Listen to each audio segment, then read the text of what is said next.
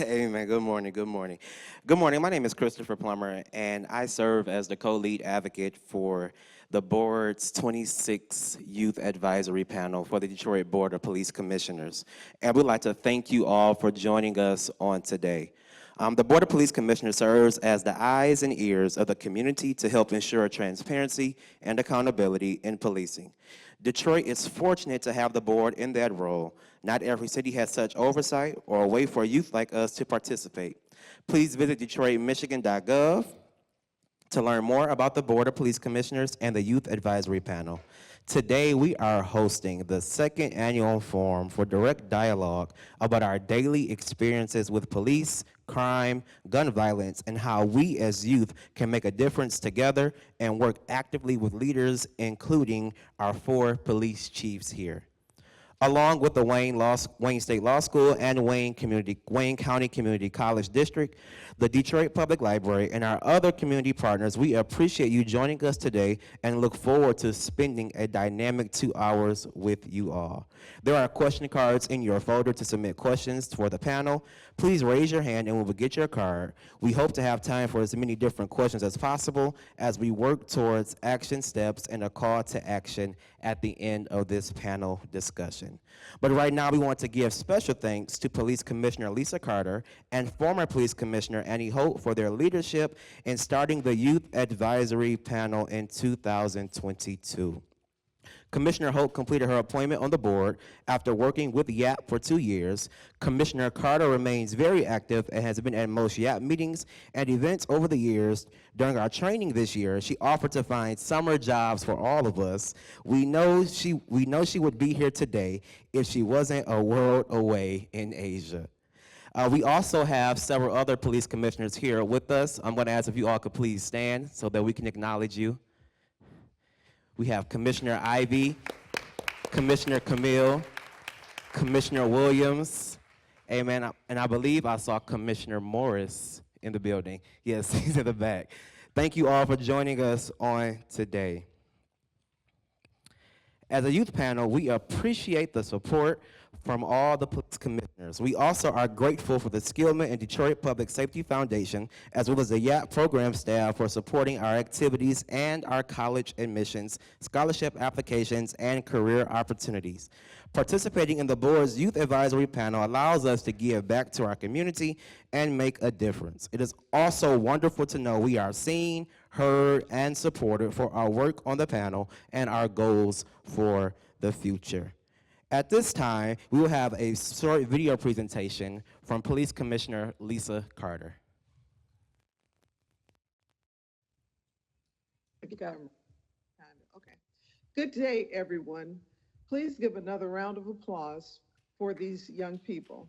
I am thrilled to see our panel host the second annual Youth and Police Chiefs Forum.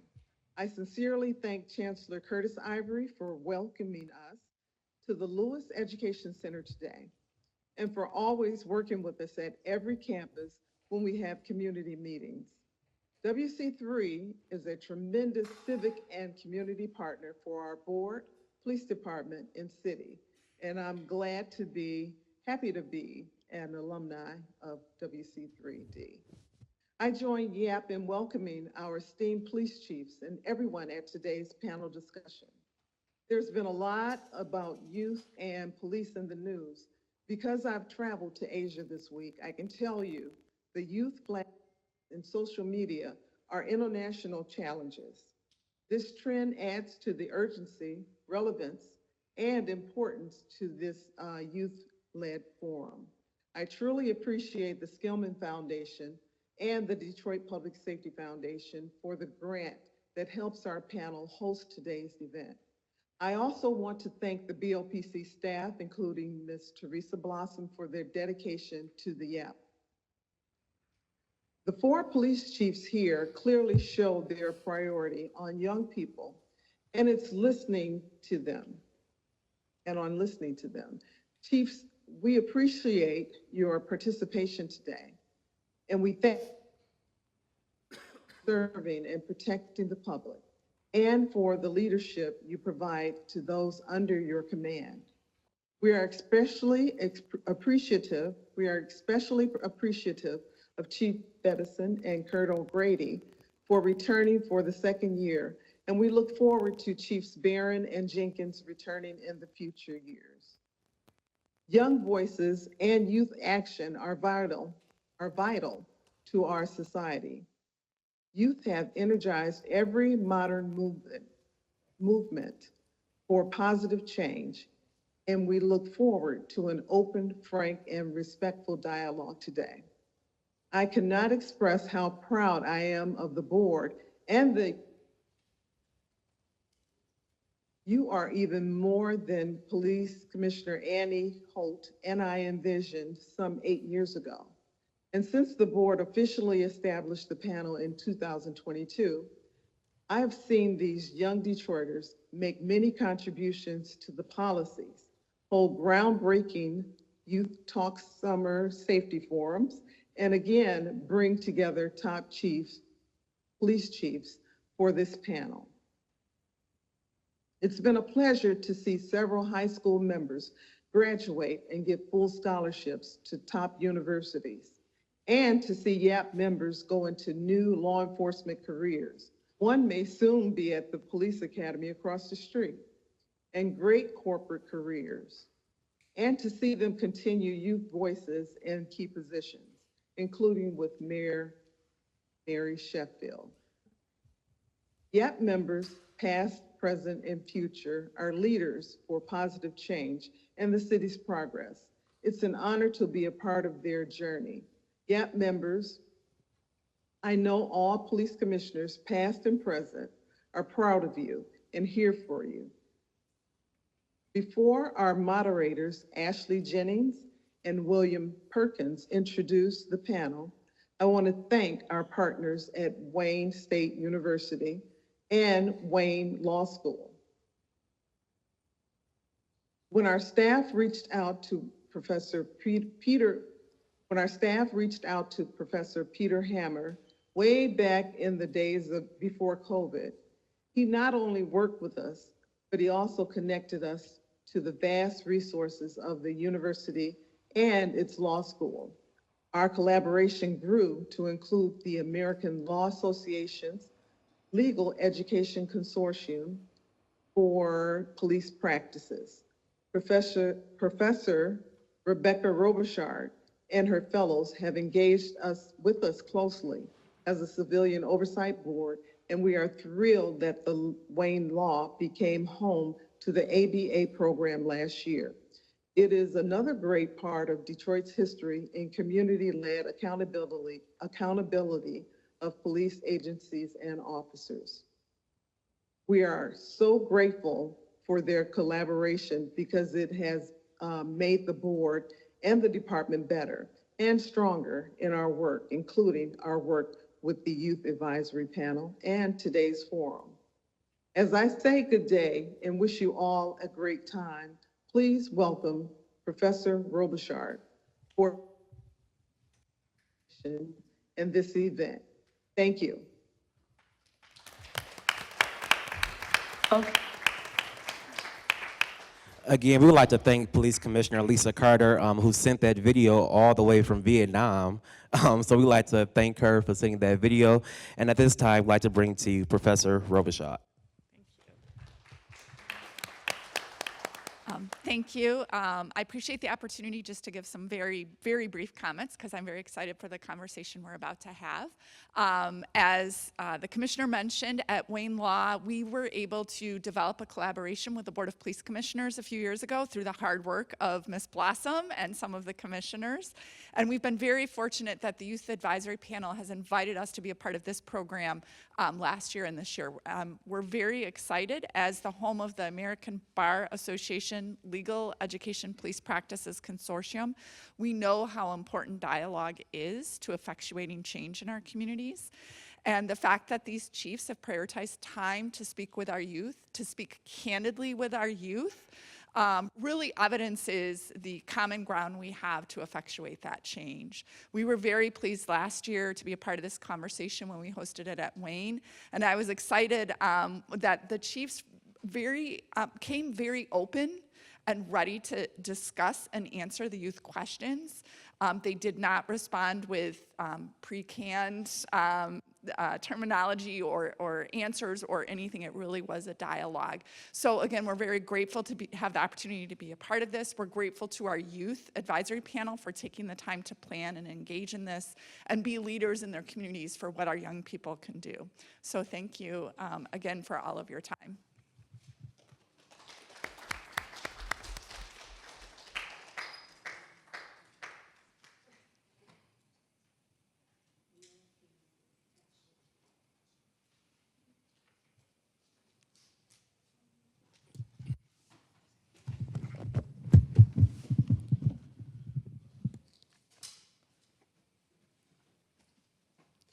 Good morning to all. I am William Perkins. I am a 12th grader at Detroit School of Arts, and this is my 3rd year on the Youth Advisory Panel. My name is Ashley Jennings, and I'm a senior at Cass Tech, and this is my 2nd year on the panel. And so today we have an amazing panelist for you all. So we have Todd A. Bettison, Chief of Police for the City of Detroit. Tamika Jenkins, Chief of Police of the City of Inkster. Elvin Barron, Chief of Police for the City of Southfield. And then Colonel James Grady II, Director of the Michigan State Police. Please give them a hand.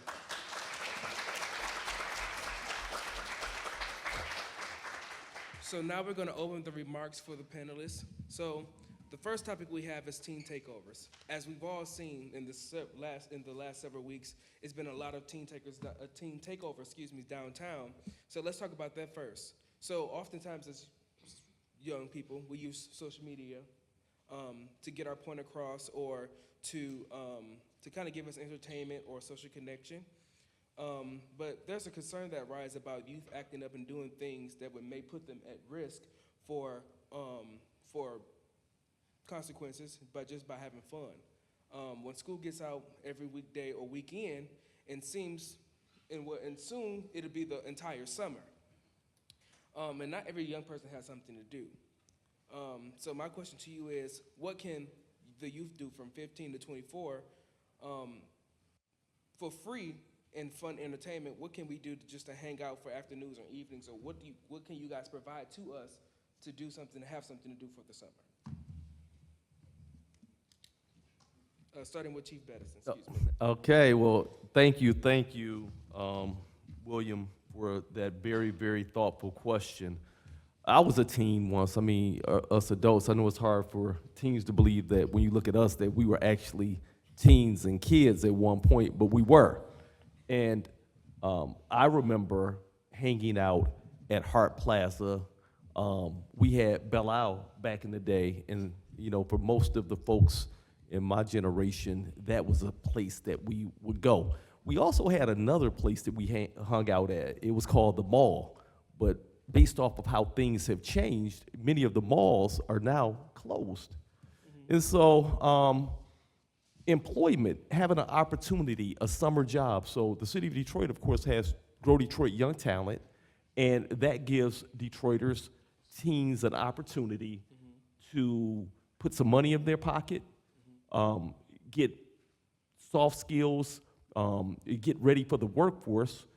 And we have over roughly about 8,000 positions when it comes to Grow Detroit Young Talent. So that's one of the things that the city has done. But in regards to this administration, Mary Sheffield, you talk about teen takeover and what we've seen recently, and it's a national trend as well. And so for many Detroiters, this was the first time they had heard of such a thing.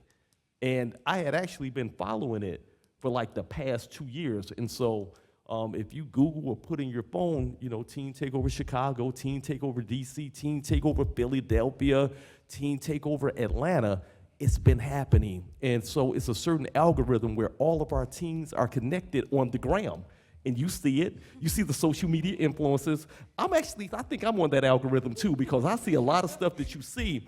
And for likes and clicks, you'll have influencers go out and do various things. And so this last teen takeover, last Saturday, we actually had an influencer down in the city of Detroit, and it's a lot of things that are staged. But to your point specifically, the Sheffield administration has listened to the youth. Your voice is so, so important. So the organizers who actually put out the flyer for the one that happened on opening day, which was Easter weekend, which we had the largest crowds we had seen in downtown in a long time. It was like a 300% increase. But also, the teens were on spring break that week and had got bored.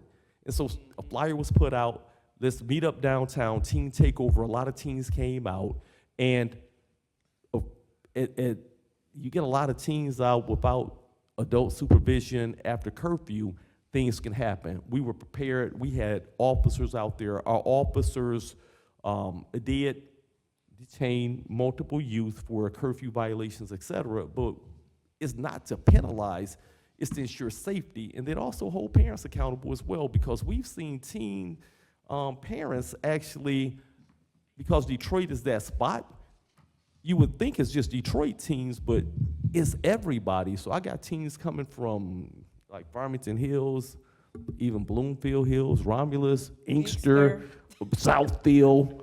They're coming from all over. They'll come from as far as Toledo, because Detroit is the place to be, and they want to be a part of it as well. But from a law enforcement perspective, understand this. We want to create safe spaces, and the teams that we talk to or organize this say it. We want the police involved. We need safe places. They've looked at Hart Plaza, we've listened, and we're coming up with things throughout the city of Detroit, because as you know, Mary Sheffield, our mayor, Mayor Sheffield, when she was city council president, she had Occupy the Block during the summer. This year, we're gonna have Occupy the Summer, and we're creating spaces not only just downtown, but also throughout the city of Detroit, because the organizers said it's not just downtown. We want places in our neighborhood where we can go as well. So they've looked at Chandler Park, the Dome, other places, but understand that we're going to do the and. It's about prevention, it's about intervention, and when necessary for individuals that don't want to do it the right way and be disorderly, the Detroit Police Department will enforce and will hold parents accountable as well. I hope that answered your question. Thank you. And I would chime in on that as well. And certainly with the teen takeovers primarily happening in the city of Detroit, we're paying attention in other police agencies as what's going on, because we do provide aid and great relationships with the Detroit Police Department. And one thing that I think we'll ask the youth to do, and I'm glad the conversations have already begun with coordinating with the police department, coordinating with Mayor Sheffield's office, is also consider changing the name of events you want to engage in. Youth takeover. Think about that. The name does signify negativity. You know, consider changing to something more positive. Also, when we message that the fact that teens are going to get together, encouraged behavior changes. Because as you know, when something happens, you guys always get the better end of it, the wrong end of it, I should say, because they're going to show all the negativity that goes on. They're not going to show all the positive things that you guys do when you get together and have a good time. So just consider policing yourselves through messaging and then proper name changes for when you want to get together. Because again, there will be safe spaces for you to enjoy, both downtown and in neighborhoods. We want to make sure it's done with safety. Okay, now we're going to move to the topic of youth and teen safety, because as kids are getting out of school, it is important to keep them safe. There has just been high-profile incidents of children going missing on the way to and from school. There was just news of a young girl who was kidnapped while walking in Hamtramck. She has since been rescued, and we hope she is okay. But we would like to ask the police chiefs, what is your agency doing to keep us safe? And this question is for anyone who would like to answer. So I'll take that question, and it's a great question, by the way. So in the city of Inkster, what we do, the city of Inkster do not have its own school district, but we do have Western Wayne schools within the city of Inkster. And so normally what we do, we partner with the school district, the Western Wayne School District, and we have our officers patrol the bus stops and patrol the areas of the school when the kids are arriving for school and when the kids are getting off off their bus or walking home from school. And as a follow-up question, what are tips that you can offer to teenagers and young children as well as their parents to help keep us safe? I'll chime in on this. So last year in the Michigan State Police, we began the Youth Violent Prevention Summits. And I'm a firm believer in you got to give youth a seat at the table. You guys got to be there because we're older, right? You know what you want, you know what works best at your age level. And I see that in my own youth, that they don't think like that. So, you know, during those summits, we talk about offering other methods to deal with problems that you're having, problem-solving methods. We talk about mental health and awareness. We talk about doing the right things for the right reasons. It's been great. Last year, we touched about between 800 to 1,000 youth across the state, and we are literally everywhere doing it. Between that, our community service troopers who are working with youth in the schools, if you didn't know, OK to Say is housed within the Michigan State Police. That serves as another avenue for you all when you need some help or you want to provide some information as far as danger in your schools or in your community. Those are things that are being made available to you from MSP. We also like to touch on gun safety. Gun problems are huge right now, and youth violence and gun violence is a huge topic right now, not only in the state of Michigan, but across the country. So what I often tell the youth is we need to provide a platform, we need to listen to you, we need to be there like the four of us are here today, right? Actions speak louder than words.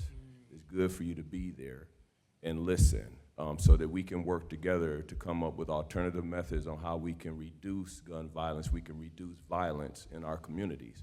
And it takes everybody to do that. All four of us can tell you there's no way the police can do it by themselves. We need everybody on board.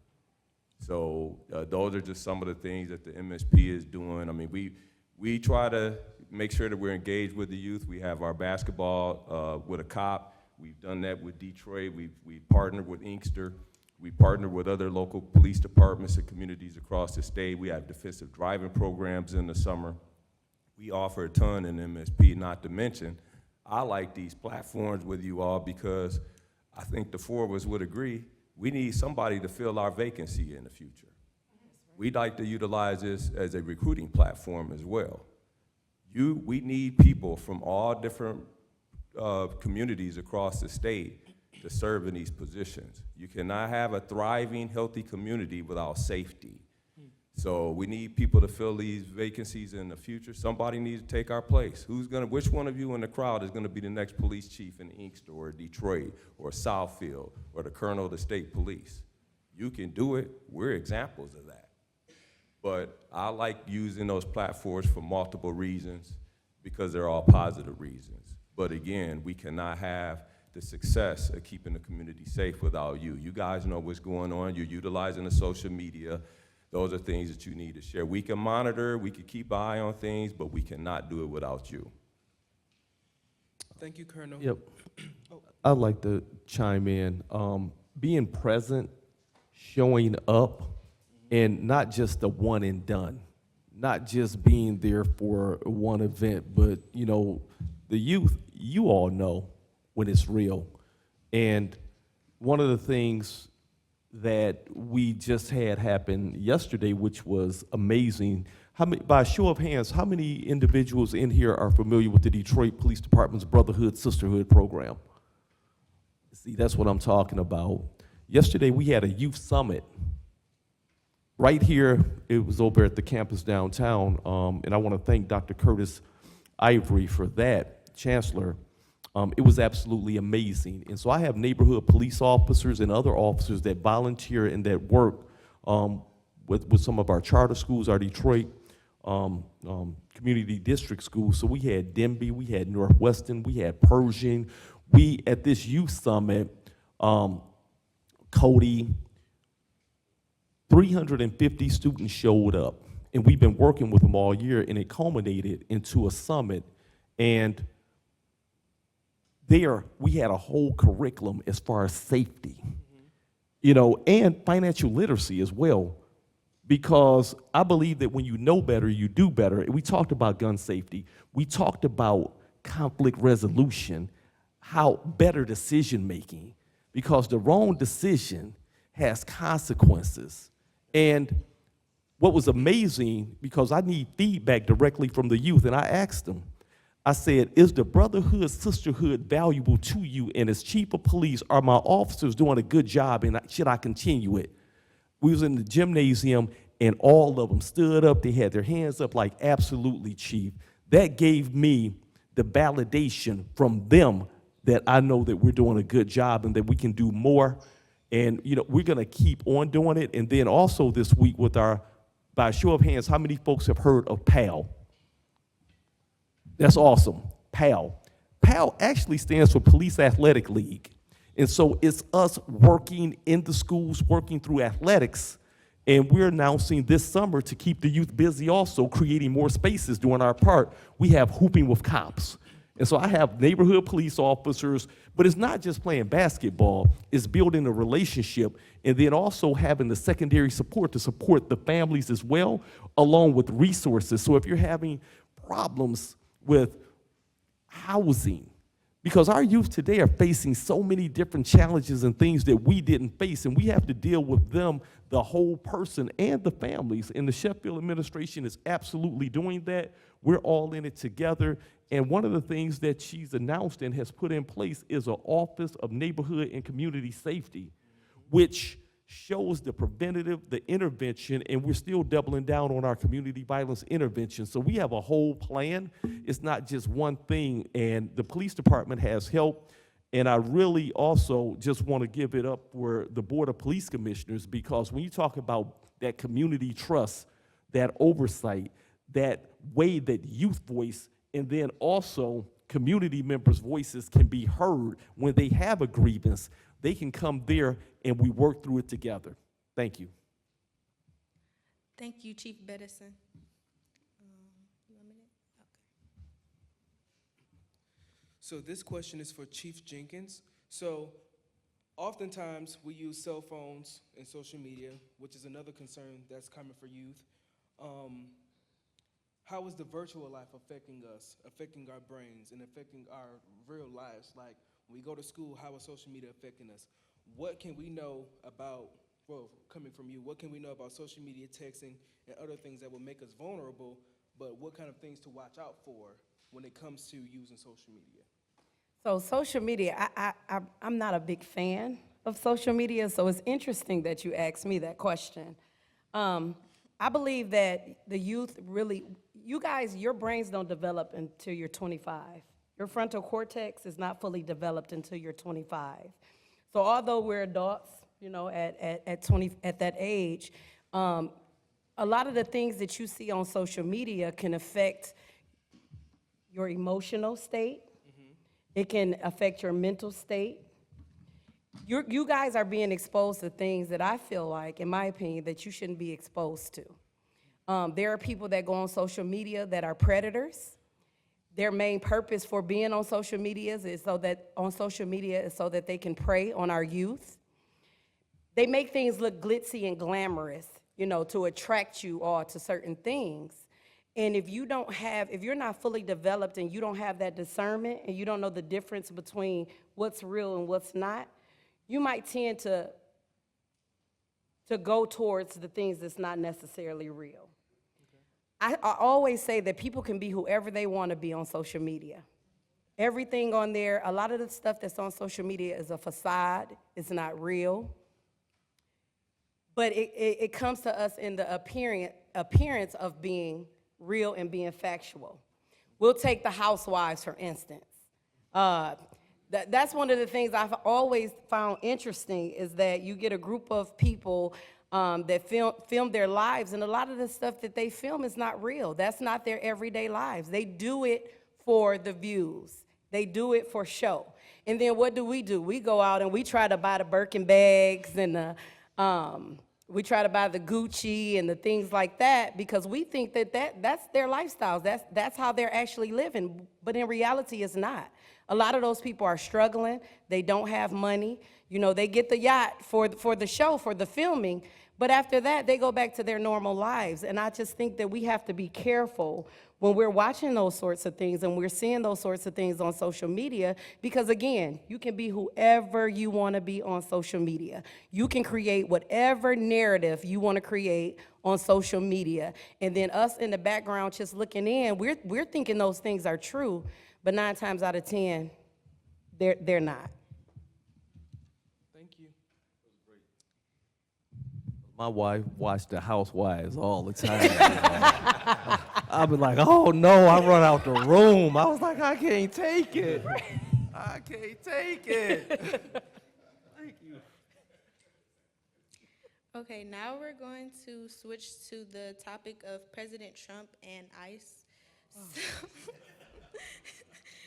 Okay, so the president's immigration enforcement has made many people afraid, including young students who are citizens but are worried about their parents or grandparents, and others who are not threats, but they are hardworking residents supporting themselves, their families, and their communities in Detroit.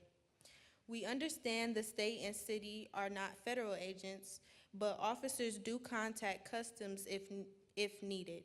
And that is usually what gets the ball rolling for devastating incidents like we see on social media of ICE agents who violently hurt citizens. So my first question is, what are you doing to ensure patrol officers only contact the federal government when absolutely necessary? And I'll start that conversation by way of our policy. So first of all, the Southfield Police Department, we do not engage in immigration status investigations, nor do we enforce immigration status in any capacity. It is not the position of local police departments. In fact, our policy, written policy, designates that, and our officers understand that. One thing that I want to share with the community is that you will see a story where ICE is in a particular community conducting enforcement. Oftentimes, the Southfield Police Department, the times they've been in our community, we weren't even aware. Typically, by way of common courtesy, agencies will reach out to us, we're in your backyard, conducting an investigation, and let us know. But the incidents that happened in our city, there was no notification. And so that was certainly a problem for us, because the questions come in from the community, did we know and what's going on? So those are follow-up conversations that I've had with some of the ICE leadership. There was an incident where they made an arrest. Ultimately, a traffic accident happened during that arrest, and we got that notification to come out and do the accident report. But again, more communication is what we are demanding from ICE, so that we know that you're in our city. And when I tell our community, because they say, well, Chief, what do we do if we come in contact with ICE and we're uncomfortable, afraid? I encourage them to call 911. A Southfield police officer will be dispatched. Although we can't interfere in a federal investigation, what we can do is monitor how you're being treated, because we're all wearing body cameras that will be activated. And also, the Southfield Police Department, we have a policy called the duty to intervene.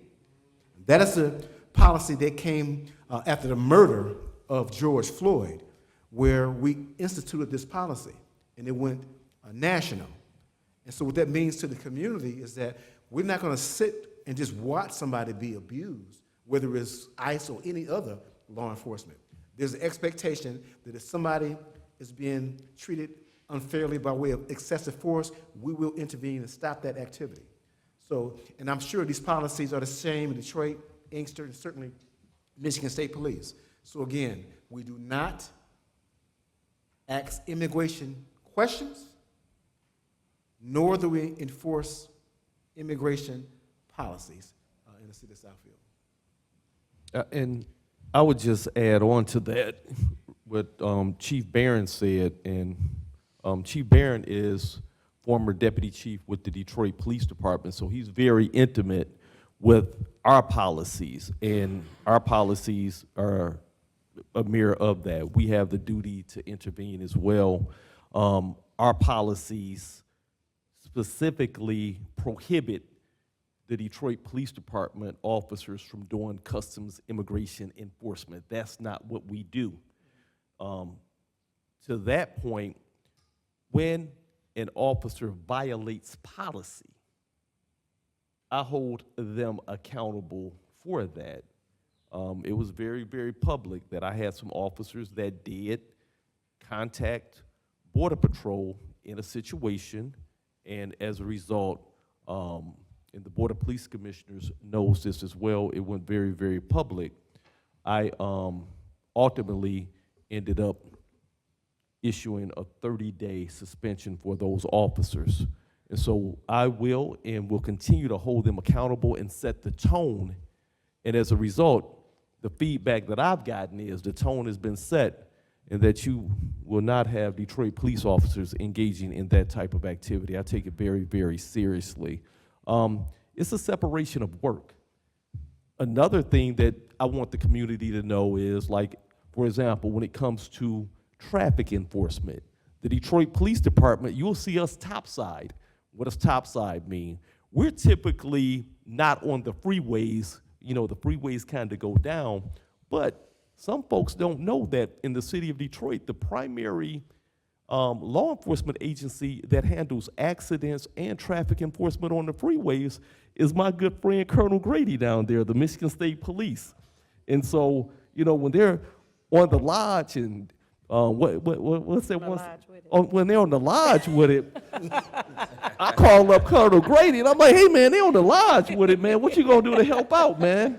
It's a lot, man. They're speeding fast on the lodge.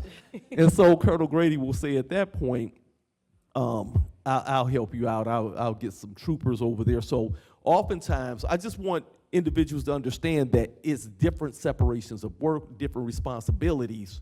And, you know, if you see a traffic accident on the lodge or on the Davidson or when it's on the freeway, it's us, it's MSP. But when it's topside, if it's on the service drive, it's DPD.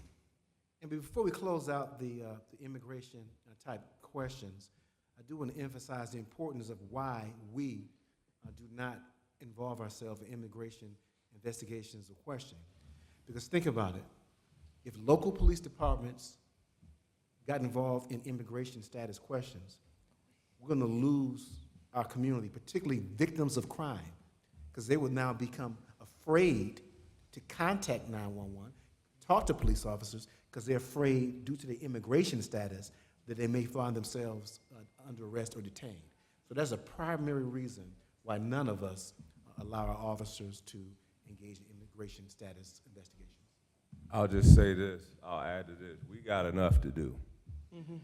Just And being we do honest in with you. Inkster as well. Yeah, well, yeah, We're too busy. We've got enough to do. The chief was right, in the Detroit metropolitan area, outside of some townships, a lot of people don't know the state police is not a highway patrol. We're a full-service police agency. So when you get outside of the metropolitan Detroit area, you dial 911, just like the local, we'll show up to your house and do the investigation. But we got more than enough to do across the state of Michigan than to get involved with that. We work with our federal partners. I think everybody would agree we've had very good relationship with our federal partners. But at the end of the day, no, we don't get involved in that. And if you're interested in what our policy looks like, again, we're a transparent agency. You could go right to our website and see our policy as it pertains to immigration enforcement here in Michigan. Thank you for that. So now we're going to switch to the topic of federal changes under President Trump. So we put a lot of attention on ICE because of the impact, but President Trump has been using federal budgets to hurt colleges and communities. So I'd like to hear from all of you, all four. What is your police agency seeing in any funding? Is you seeing any funding changes in your administration? So I will speak for the Inkster Police Department. I know that being a smaller police agency, we rely heavily on grant funding. And so I would say over the last 6 to 8 months, we have seen a decrease in some of the funding that we normally receive from the federal government. I know in the last 3 months, I know myself, I applied for 3 grants and we have not gotten any response back. And it may be due to the government being on a partial shutdown, but we can see the effects even internally as it relates to the funding that we're accustomed to getting through the federal government. So we have to think of other ways that we can kind of offset those costs and still be able to maintain the level of community and professionalism, equipment, and things that we need within our organization. Yes, also in Southfield, the same as what Chief Jenkins mentioned, we have seen a reduction in the availability of funding, particularly those federal grant dollars that help us with our equipment, community events. And also, quite frankly, if I add the conversation to schools, I've seen a reduction in funding. Have you all seen that play out in the media, where our schools are also affected by this? And so this is a problem, to answer your question directly and honestly. We're hopeful that Congress can step in and do what they can to put some controls over some of the reductions in funding for both law enforcement and our schools. Because as you all know, our children who go to school, oftentimes they're struggling at home. Children depend on that breakfast and that lunch for meals. You know, a lot of families, and I don't think this president understands what poverty looks like. It's real, and poverty does affect us here in Michigan as well. So we're going to continue to bring awareness to this, working with our schools, and certainly collectively as police chiefs to make sure that our voices are heard to continue our funding moving forward. What I would chime in and say is, under the Biden-Harris administration, it was grant dollars called the American Rescue Plan Act. And the city of Detroit, as well as other agencies, local, county, state, throughout the country, benefited from those, we called them ARPA dollars. And so that grant funding is sunsetting. And as a result, many programs that in a lot of the things that we did in the past, that money is coming to an end. And so we are aggressively applying for more dollars and are very hopeful that we will be able to, you know, continue and get more dollars. But the reality is that was hundreds of millions of dollars that came to the city of Detroit. And that's how we bought, beautified our parks, even our community violence intervention groups. We funded that with ARPA dollars as well. And our community violence intervention, our CVI organizations, Shot Stoppers is what we call it in the city of Detroit. And I see Detroit 300 here represented. I see some other agencies represented as well who's helped with the reduction of crime in the city of Detroit. But we were proactive as a city. One of the things that we push for on a state level is can't just depend on federal dollars. When you see something that's coming to an end, being proactive to go and get other dollars as well. So we push for legislation, and on a state level, the Public Safety Trust Fund was actually passed. We sent dollars into the city of Detroit to help offset some of the costs to keep our programs going. So I will continue to be very, very aggressive as far as seeking all grant opportunities, but I will not compromise anything when it comes to going for those dollars as well. So if it has conditions on it or something in the small print that says the city of Detroit or the DPD will have to do Customs Immigration Enforcement, then I won't apply for those. It'll skip that one. And I have skipped some too. So. Well, at the state level, a lot of people aren't aware. I was explaining to Chief Barron before we walked in here that I'm not only the colonel and director for the Michigan State Police, I'm also the state's Emergency Management Homeland Security Director as well. And I will tell you that in that area, we've lost funding there too. And it's had an impact on not only our Homeland Security efforts, but our recovery efforts, right? When we have disasters, when we see what we're seeing now across the state with flooding, and how we can recover from that. You know, we We work with FEMA a lot. I mean, we've seen that in the city of Detroit many years ago when I was a specialist lieutenant working out of EMHSD, working with the city of Detroit, all of the locals in here in the area when we had a lot of major flooding because of a record rainfall. You need those grant dollars to help people recover and get back on their feet. So, you know, we're fighting. We've seen our Attorney General trying to sue and everything else, right, to make sure that Michigan gets what it deserves. But yes, we've had an impact here at the MSP, and some of those grants actually is what pays the wages from some of my staff in the agency as well. So yes, it's had an impact. I'm hoping that some things change here in the very near future because, as indicated by the other chiefs, it has an impact on your services. And people in Michigan, they deserve the best law enforcement services that the state can offer. So we need that money so that we can truly help people out and make sure that we maintain the services that we have and have the impact that we need to have on the communities across the state. So yes, those decisions have had an impact on us at the state level as too. I often tell people pay attention to federal because it's going to trickle down to the states. So just pay attention. Thank you for that. Okay, now switching to the topic of youth gun violence and growing up with mass shootings. In 2024, YAP held a forum after the public health officials declared gun violence a public health threat for our generation. It is a threat, but it's also normal life to us, and that is really bad. The victims of gun violence are becoming younger and younger each year. As law enforcement leaders, what do you see as the one or two top things that need to change to end this problem? I'll jump in quick and say that real public education and for our youth, I am so tired of seeing, and I know the community is as well, is where irresponsible gun owners leave their weapons out, a child gets it, and ultimately the story ends the same as far as someone young. It could be a brother or sister or the child themselves handling the weapon and then shooting another child or themselves. And we've seen recent cases of that, and it repeats every year.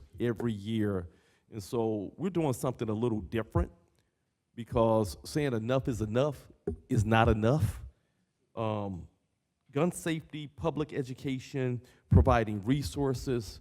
And so at our press conference with Mayor Sheffield and the collective this week, we announced a gun safety awareness campaign.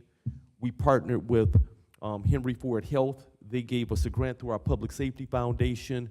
We've purchased thousands of gun locks. We'll be giving them out as well, but we've created a public safety announcement which we're putting out, and so it's gonna be a big educational push to really educate the youth as well so that they really understand, because a lot of kids really don't know. You can just say don't touch it, but they really don't know the impact of what it will mean. And so we're gonna be working out with our community, our young people, pushing out the public safety announcements as well to our young people to educate them properly. And then sometimes you'll give out a gun lock and people don't even know how to use the gun lock. We just make a lot of assumptions that you know how to use it. And so really walking them through as to how to use a gun lock. And I'll say something else. I push inventory in your guns. Do you know how many folks got guns in their house and they don't even know how many they got? But I bet you your kids know where they are. So you have to inventory, because sometimes we assume a person only has one gun. People got 15 guns in the house. It's easy to lose track of them. So I encourage everybody to inventory your weapons, put them in a safe, utilize the gun locks, have the conversations with your kids, and don't handle firearms at all when you're intoxicated or inebriated, because that's another whole problem in and of itself.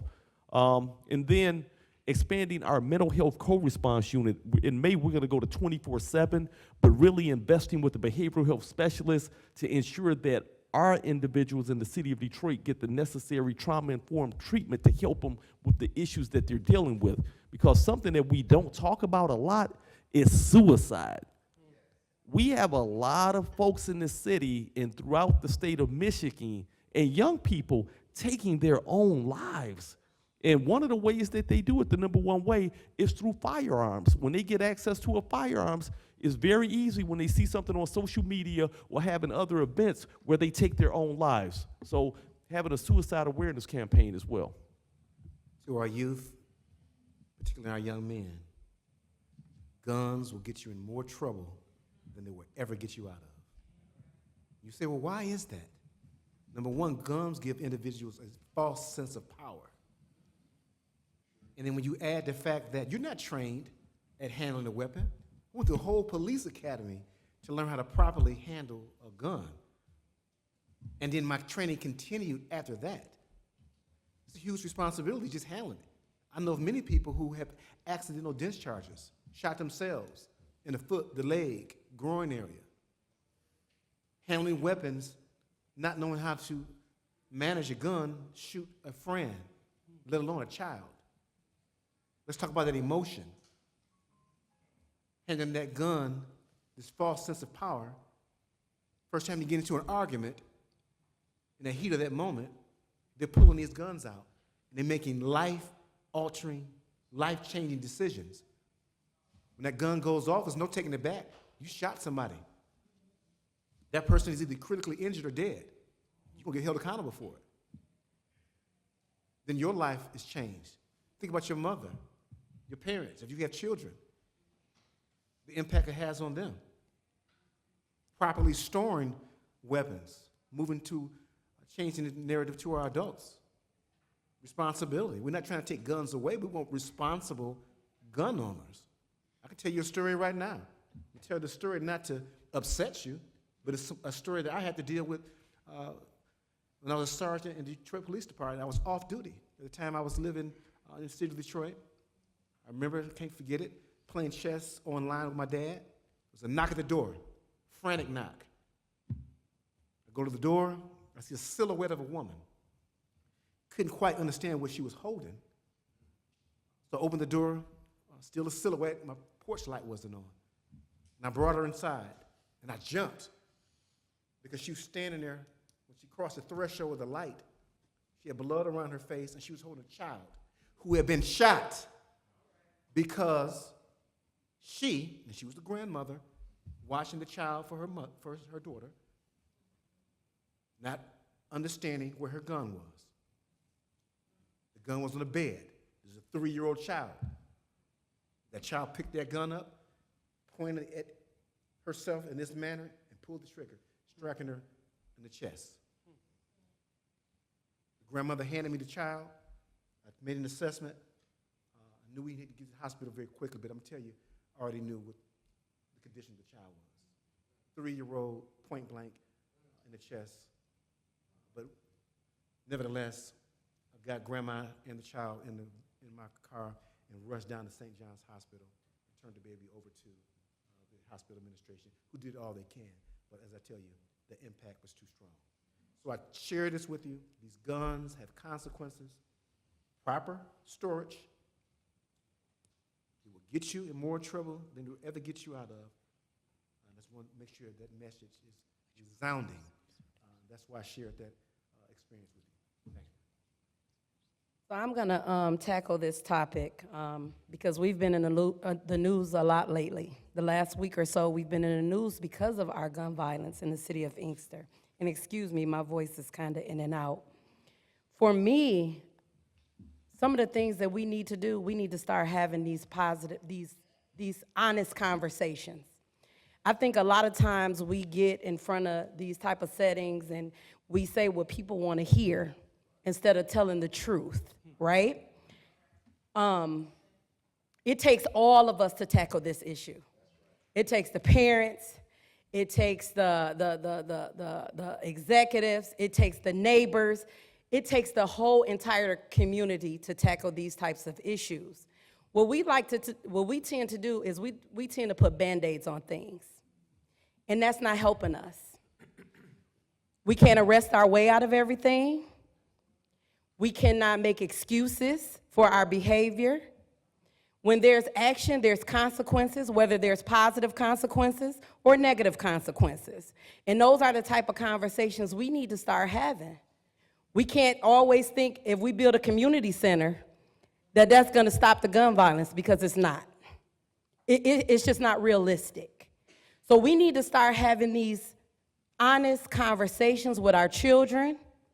We need to start having these honest conversations within our communities, because this way we can get down to what the root of the problem is. Everybody has a different situation. Everybody experience is different. Someone may be dealing with something at home that's causing them to behave a certain way. Until we get down to the root and have that conversation, we won't know. That may be the kid that's not gonna go to the community center. That may be the kid that have given up on everything and feel like there's nothing else left.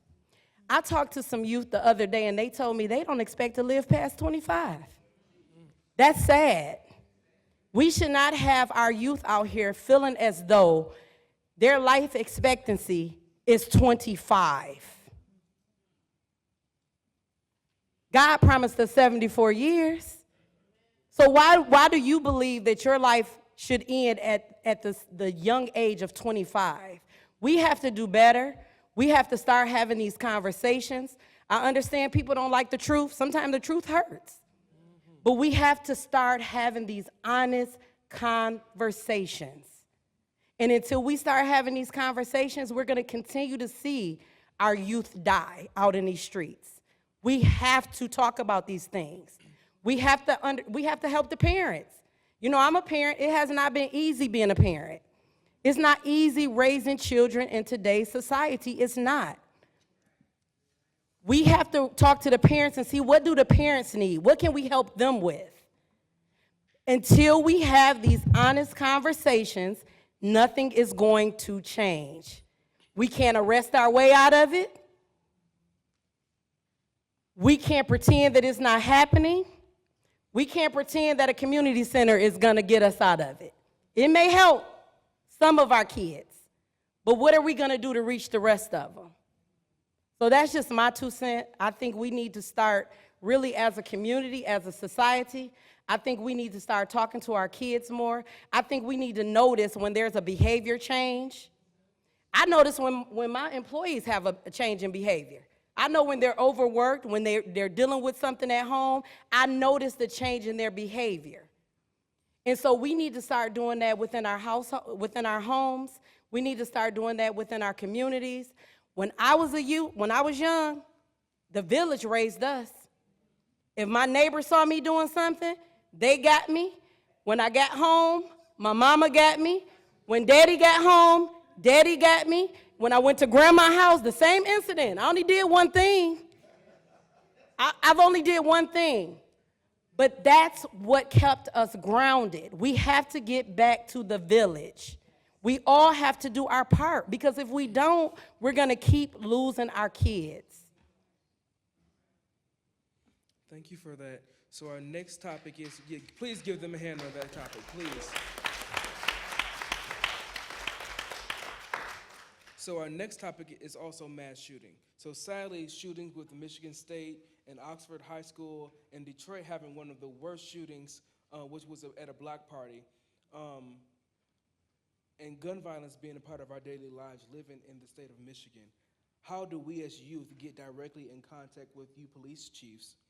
And how do you guys prevent intoxication? Because oftentimes intoxication comes with depression, anxiety, and experience that people don't speak about. So how do you guys do things to help people with intoxication and prevent us as youth from getting attached or getting that trickle down to us? Because oftentimes we learn things from our parents and we reciprocate the things that they do. That is such an excellent question, and I'm glad you brought it up, because, you know, I go after where in businesses, in places that poison our youth.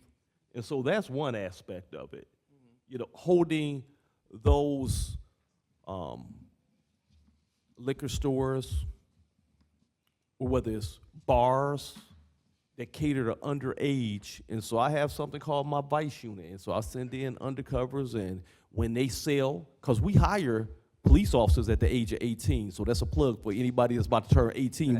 We hiring, but we send our officers in, and when they make those sales, I utilize all aspects of the city, and I'll report it to the Michigan Liquor Control Commission to take their license and to put them out. One instance that went viral when I first became chief was an incident that happened with the Sting nightclub. I believe that was the Sting right there on Michigan Avenue, where they had a party and were catering and had a flyer for a strip club, during strip club hours, doing strip club things, and they were letting in children as young as 14 years old. And so we shut that down, and guess what? They still shut down.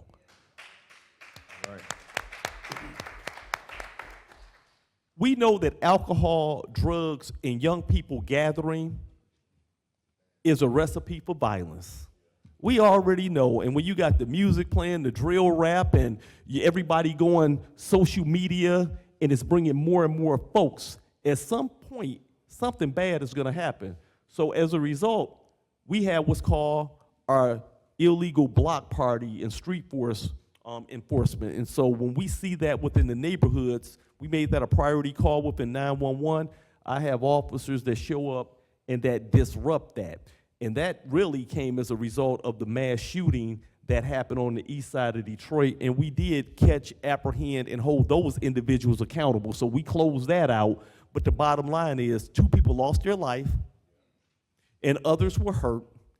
And so how do you prevent it? And so you hit on something big. It's the prevention aspect of it, the interruption aspect of it. And my community violence intervention specialists, they work to intervene and mitigate beef so that we don't have the retaliatory type gun violence and we can end the cycle of violence. Thank you. I'll chime in. I'm gonna go back just a moment and touch on the topic we were on. So that's why we do, I am very aware of the gun violence and youth violence issues, across the state. And I'm glad that you brought up other areas, because sometimes people are thinking that these issues happen only in the urban areas. I'm here to tell you, no. They're happening in the rural areas as well, right? These issues are just not specific to a major city.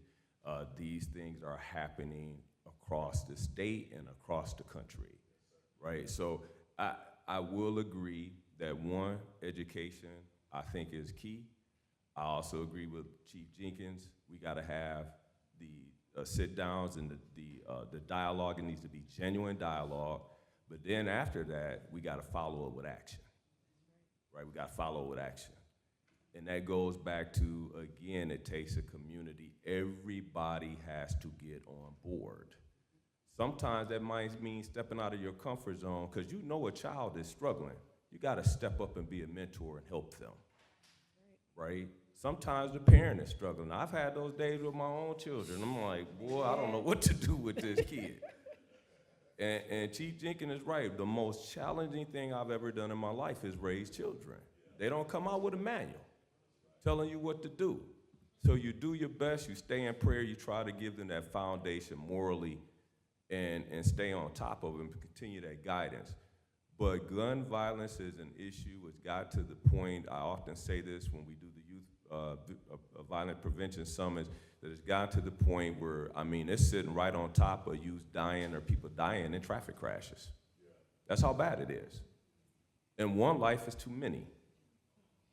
So we've got to stay on top of this and work together, because law enforcement cannot do it all. It seems like we are. Seems like we're the social worker, the psychiatrist, and everything else when we show up. But we are not. We are not subject matter experts in those areas. So that's why it's so important to work with our county health, our Michigan Department of Health and Human Services. Myself and Director Hertel, we started handing out gun lights. We provide them to the DHHS sites across the state, because sometimes they don't want to walk into a law enforcement agency. Some people are intimidated by the uniform. So we want to find other avenues to be able to help. And I do agree with Chief, we got to do a better job of providing more education on how to utilize the gun locks as well, right? But these things are happening. I mean, I think you see 4 people out here, up here as an example. Like, we are pushing the envelope, trying to do everything that we can in the communities to make it happen, but we cannot do it without the partnerships of the people that reside in the communities. We've all got to step up. And to dive further on your question about alcohol and drug use, and much like Southfield, I know Detroit and other municipalities have the same program. We partner with Face Addiction Now. Face Addiction Now, formerly Families Against Narcotics. They had a name change. And I speak for the Southfield Police Department. We have what we call a comeback quick response team. So anytime there's an individual who has a drug overdose episode in our city, we respond with Face Addiction Now and Southfield police officers within 72 hours of that episode to ensure that we're providing the resources that they need to help these individuals on the path towards recovery. So certainly, we want to make sure there's some accountability if there's injuries or individuals that hurt as a result of their actions. But we have to make sure that we're coordinating with our county and our state to make sure we change people's behaviors and then give them the resources that they need, because alcoholism, drug abuse is a disease. We have to recognize that as a disease and then manage our resources effectively. And then finally, much like what Chief Bedison mentioned, we hold our liquor stores, gas stations accountable too by working with the county. We do compliance inspections. We'll have Southfield police officers who have minor children who participate in this program. They'll show up and try to buy some cigarettes, try to buy some beer, and see how that store clerk handles that situation. They ask for ID. We make sure that when we send them in, these children are clearly children. There's no mistaking that you're selling cigarettes or alcohol to somebody you shouldn't be selling it to. So those are things we're going to continue to do, and I'm sure most cities are doing these same efforts to combat these issues. Thank you Do for that in the weed shops too. MSP has marijuana and tobacco tax teams across the state, every district. So we're doing those investigations as well. Thank you for that. So now we're going to shift to the last topic, which is traffic stops in youth groups at stores and in front of houses. So oftentimes, young youth may not be drivers, or some haven't been driving for long. And the growing concern is feeling targeted or disrespected by the police when being stopped. I won't use the term rural or urban areas because I hate that terminology, because I feel like it's not discriminatory, but discriminatory, because it's saying urban is black and rural is other races, but that's just me. So she can ask you the question. How does your police department prevent targeting or check to make sure your officers are not targeting certain groups of people? In the Michigan State Police, a couple of years ago, my predecessor actually did some research regarding that. And so, one, this begins with training. Okay, training, if you want to make change, if you want to make culture change, we had to push for reform. It all starts with training. So we make sure that, our troopers, when they're in the academy, we've made some changes. Back when I was a captain, we started bringing in civilians to role play with the troopers. So that they could start to see then the different representation across the state that they will be interacting with. We have implicit bias training for the recruits. We have a cultural awareness and diversity speaking series where we bring in different people from different backgrounds. We also touch on the history of police and race in this department, right? To talk about where we were, where we are now, and where we need to be in the future. Those traffic stops need to be based on a violation, not on what someone looks like. And that's something that we enforce. Yes, we do watch that. We have dashboards in the Michigan State Police. We could tell you what every trooper is doing, who they're stopping, the gender, the race, and everything else. So those are things that we have in place within the Michigan State Police to keep an eye on things and on top of our people. And if they are doing something that violates our policies, that violate law, that could lead to discipline. It could lead to some additional training, and it could lead to termination of a state trooper. That's what we're doing within the Michigan State Police. I want to add to that and put it in perspective with context that you may have with law enforcement, not only in Michigan, but across the country. There are over 18,000 police departments in the United States, which equates to over 800,000 police officers. We're not going to sit up here and try to act like there aren't bad apples mixed up in those numbers. There are. You've seen it transpire in negative incidents that we end up having to deal with in our respective departments. But piggybacking on what the colonel mentioned, it does start with training, also monitoring behavior. Southfield police officers are equipped with body cameras. The policy is, with every interaction with our community, that body camera is mandated to be on. We get complaints that come in like any other police department, but what I could assure you, because of the beauty of being at a non-major city, I get to look at everything. I can look at everything. I have a patrol deputy chief who will pull the video up for me when the complaints come in. We don't get a whole lot, but we get our share of complaints, most of which I'm proud to say will be unfounded. But I'm looking at the complaints myself so that I consider myself a courageous leader, respond back to people when they have complaints. And I tell you, because we run a tight ship at Southfield, and I do got a deputy chief out in the audience and an executive lieutenant out in the audience who can attest to what I'm saying. We run a tight ship. We pay attention to behaviors. So when we see behaviors that need to be improved, we make those adjustments very quickly. When we see things that are brought to our attention that were unfounded, or because sometimes people do make things up too. But the beauty of it, if it makes the media, and you've seen me defend false allegations when folks have, and I ain't gonna be specific at this point, you've seen it. And I had to stand there and just push play and say, this is what was said, now let me push play. It did not happen. So it's a balanced approach. But I like the fact that you all trust me when I come to the mic, because you know that if I have to hold our officers accountable, like you saw Chief Beddison mention when he had to do it, we'll hold you accountable. And let me tell you about police departments. Most police departments, they want structure.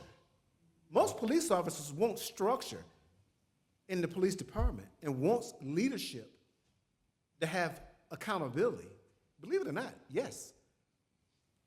Because they understand that they have to be out in the field engaging with the community, dealing with people upset because they've seen something that happened negative in law enforcement and take it out on us, even though it happened states away or miles away.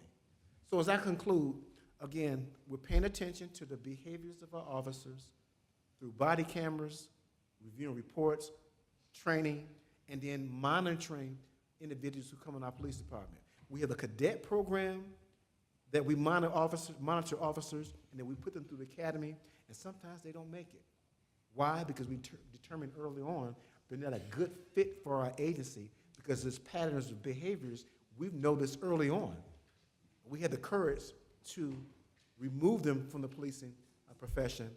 We're going to continue to do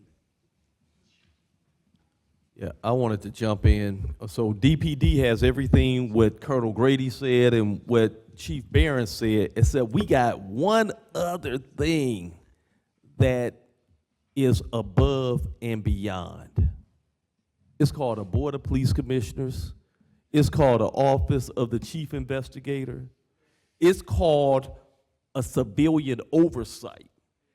It's called YAP with you all, who is embedded in the community. And I'll say with this Board of Police Commissioners, this is the most active one I've ever seen. And so the citizens in the city of Detroit have representation, and I report up through the Board of Police Commissioners, and we work together to ensure that that public trust is there and that is real. And does it feel good as a chief of police all the time? No. Does the Detroit Police Department all the time agree with it? No. But what I will tell you is this: I'm so appreciative for it. The late, great Mayor Coleman Young set it up for a reason. Back in the 70s, I believe it was 74, 75. 74. 73 says Mother Bernice Okay. in the back. But the bottom line is this. Individuals who feel like they have been grieved can make their complaint any type of way, and it will be thoroughly investigated. And as a result, that's another layer that the citizens of the city of Detroit have that most don't have. And I'll say this last thing about the Board of Police Commissioners in the Office of the Chief Investigator. It was the first one established in the country.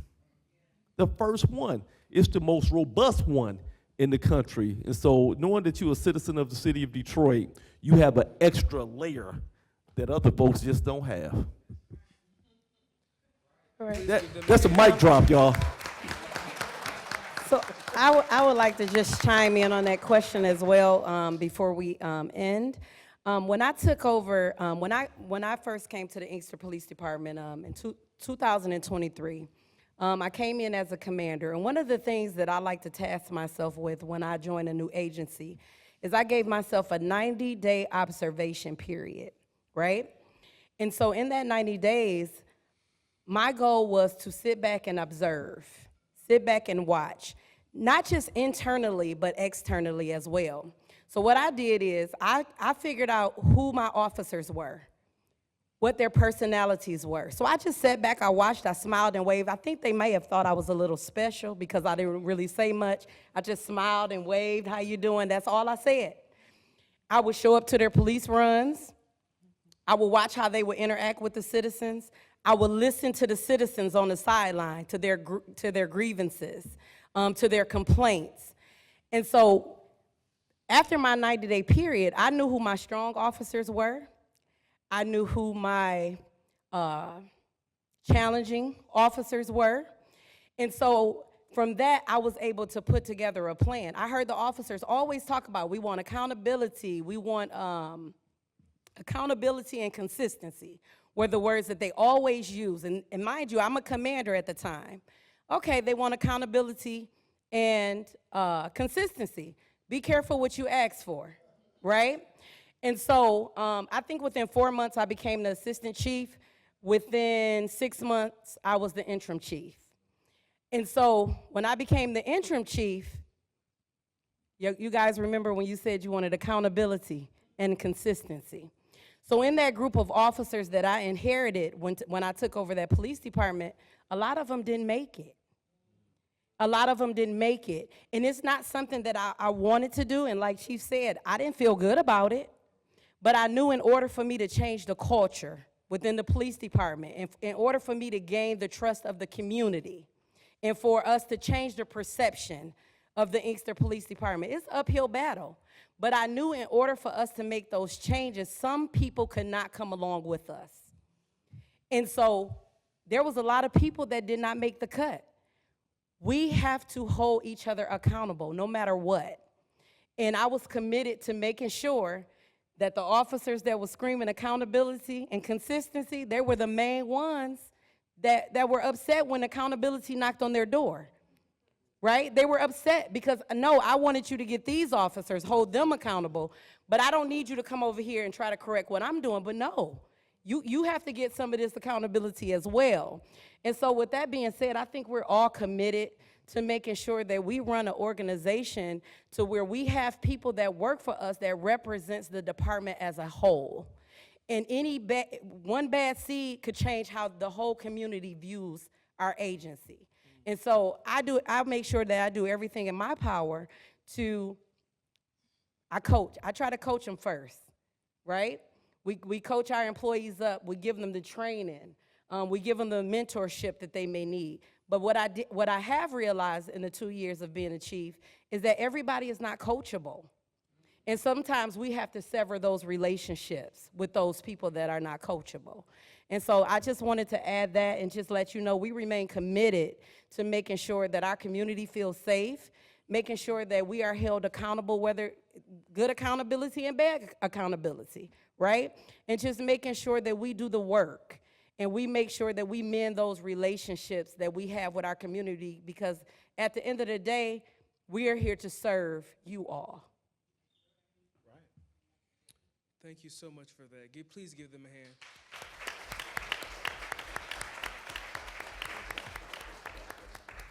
So now we're going to shift to the community Q&A. So we have two groups that walked in, two youth groups, excuse me, the Detroit Boxing Group and the Rising Ministries. If you guys have any questions that you may want to ask our panel, please speak now.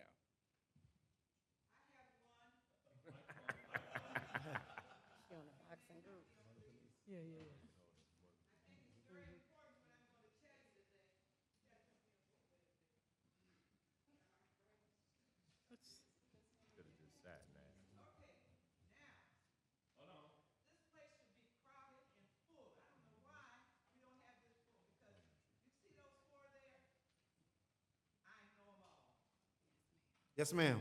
Yes, ma'am.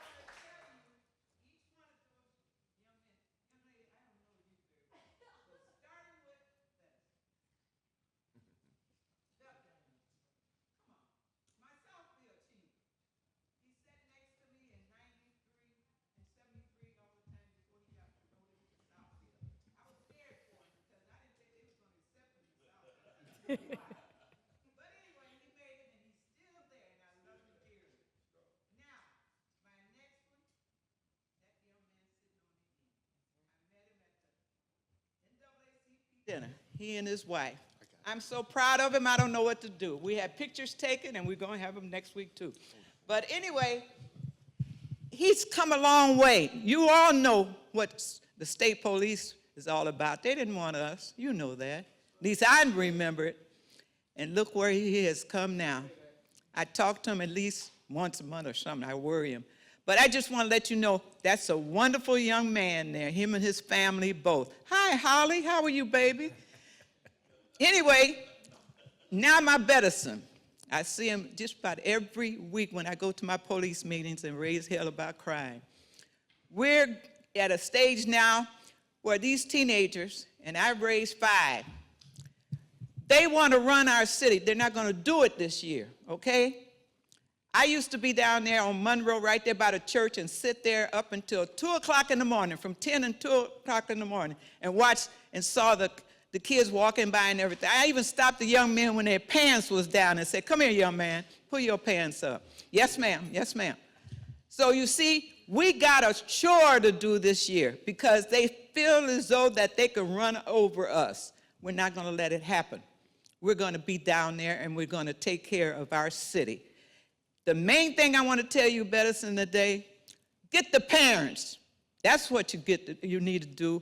If they're down there raising hell, call the parents up right then and there. I don't give a darn if it's 1 o'clock at night. Call the parents up and tell them to come down to the headquarters and get their children.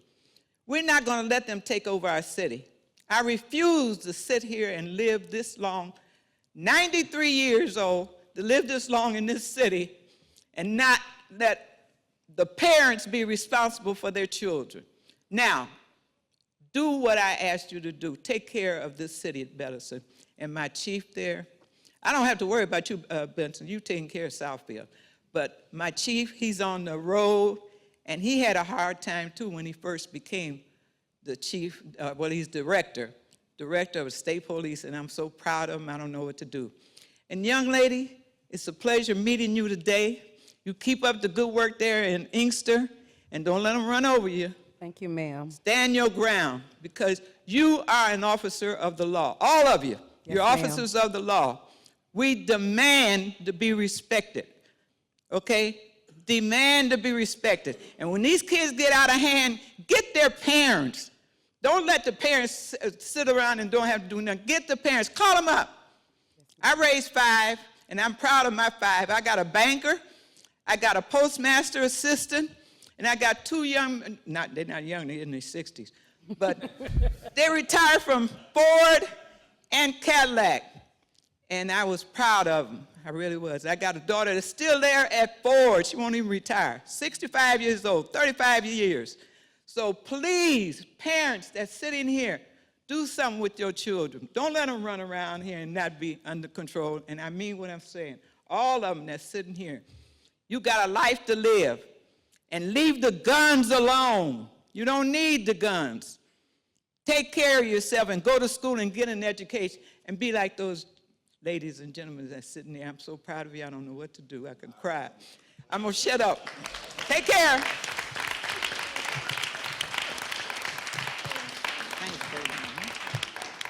baby. Does the youth groups that I called, which is the boxing group and then the Rising Ministries, have any questions for our panel before we move on? Hello, everyone. My name is Minister Vishal Moore. My name is Minister Vishal Moore, and I represent Whittier Business Association and Preachers of Whittier. I am here alongside of Ms. Jackie Perkins, who came in. I know Chief Tamika Jenkins. We worked together in the city of Inkster this past year. But I also have my nonprofit mentoring organization, Chosen Mentoring, here with us. One of the questions that was posed to you guys earlier was, what do you have going on within your communities? And I think the chief from Detroit spoke. What I'm seeing just demographically within my mentoring organization, so many other organizations, is not a lot of programming that supports single parents. You guys talk about community.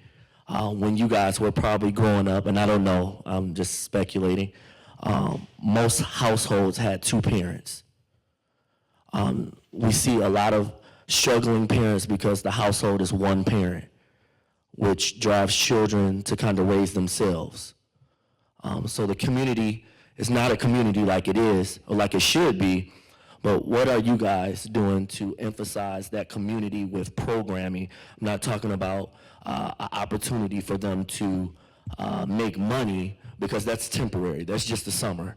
What are we doing ongoing as far as activity? I know Inkster has different things throughout the course of the year, but for Southfield, for just everywhere, just Wayne County period, what are we doing collaboratively to come together to show Lincoln Park, Detroit, Southfield, and even if we have to go out to suburban areas, what are we doing to connect?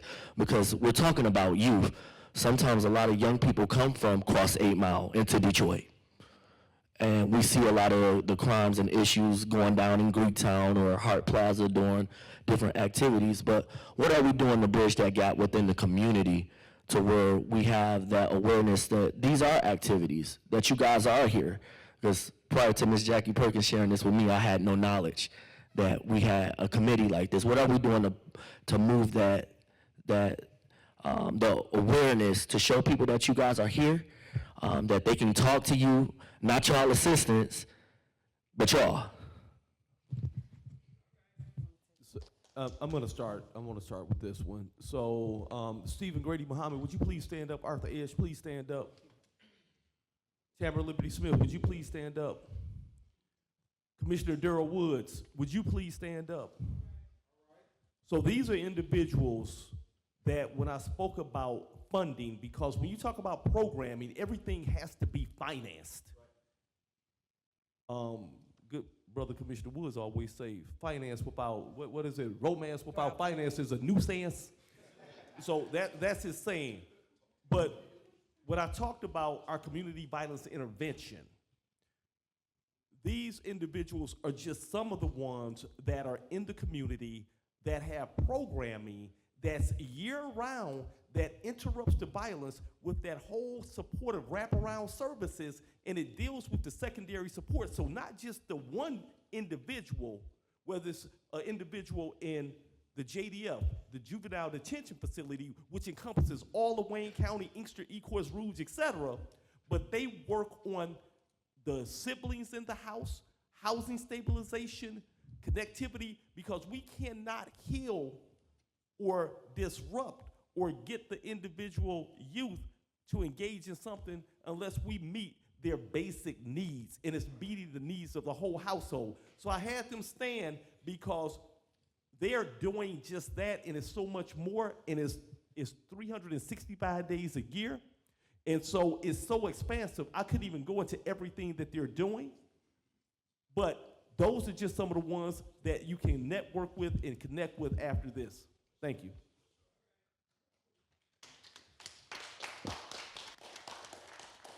And then real quick, just to piggyback on Seinfeld to answer your question, because yes, you're right. You mentioned there are parents out here that need help. There's students and families that are struggling.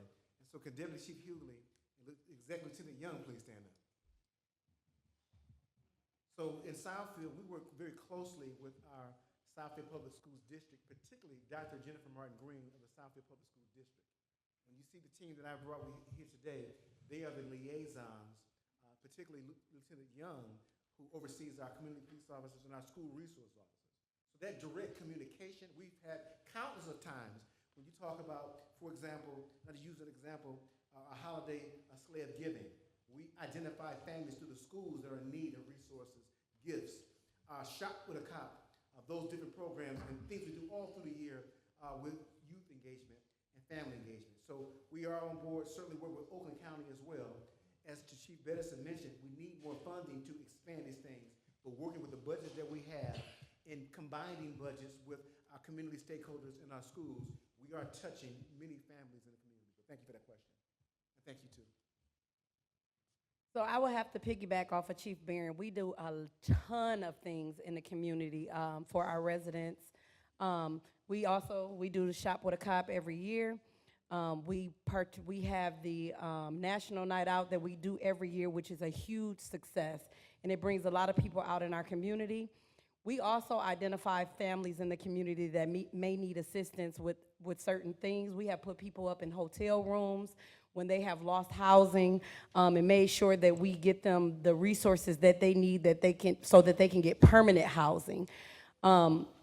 We do so many community events. Sometimes I wonder if I'm the community event police department or if I'm the actual police department because we do so much.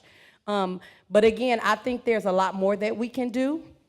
And I believe that when we get the appropriate funding that we need, I think we can expand upon some of the programs that we already have. We are out in the community all the time. I mean, we do the Coats for Kids, we do the prom dress giveaways, we buy groceries for families. Sometimes I'm on social media and I might see a family that's asking for food or need money. I'll inbox them and we'll make sure that we send somebody over there to give them money or to take them grocery shopping. So we're always connected. We do the small things that we can do with the resources that we have. But when we get the correct funding, we plan on expounding upon those things. In the Michigan State Police, I'm just going to echo the same thing that the other chief said. We are heavily involved. As a matter of fact, that's part of our strategic direction, building community, right? And like I said earlier, there's some people in this room, including Mr. Woods, that can tell you when they call, I answer, right? As the leader, you need to show up. So for me, it's not just here in Southeast Michigan. I'm in Benton Harbor. I'm in Saginaw. I'm in Grand Rapids. I'm in Alpena. I'll go to Marquette, Traverse City. I'm in Flint, right? I got the whole state. So troopers and the MSP personnel, both our civilian and enlisted professionals, they are doing this work all the time, every day, because it is a part of our strategic direction. Again, if you're not there and present, and you're not there to help the community, not only to make an arrest or to serve a search warrant, right? You've got to be there beyond that, because as Chief Jenkins said, you can't arrest your way out of a situation. You need to be there and be present, have those tough conversations. If you call James Grady, I'm coming. I got a car, state gives me a car, I'll travel, not a problem. All I need is the invite. That's all I need. And I'm gonna do everything I can to be there and be present. Normally, at the end of the day, but normally, I got a gang of troopers or my community service troopers, or sometimes my command staff is right there in the room, because when I walk away, they're working in those areas in that part of the state every day. I want them there and present so they can meet and greet and figure out, hey, how do we partner moving forward? And oh, by the way, I will tell you one of the benefits about this position. when you start talking about wraparound services, I work with the governor's cabinet. So when there are other resources that we can't provide, I get in touch with the other state directors like myself, and we have those conversations. So I can say at this next meeting, we need one of your people to have a seat at the table to figure out how we can provide those resources that the MSP cannot provide. But you gotta be there and be present. And as indicated earlier, it can't be a one-time thing. You gotta be there consistently.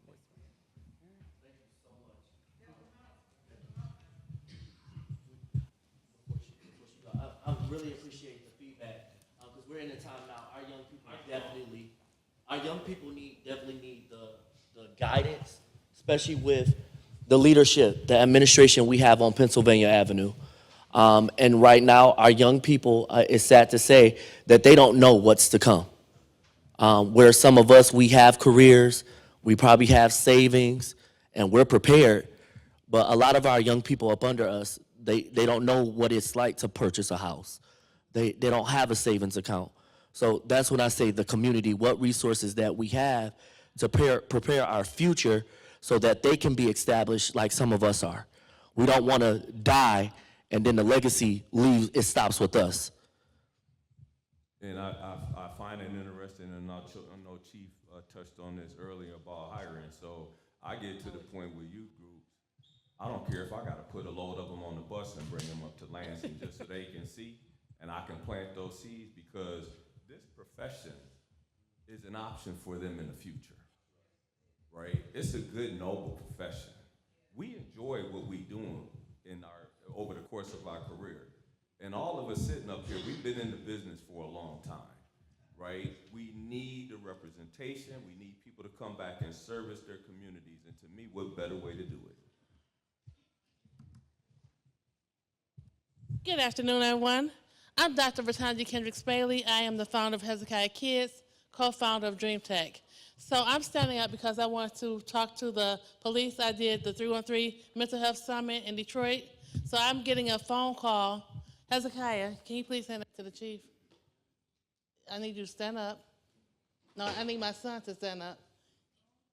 I want to see what we're doing with mental health in the youth and the kids that's living with disabilities, because there is a disconnection with our youth, mental health, and the community. What can I do as a whole to bring it to the Tri-County area?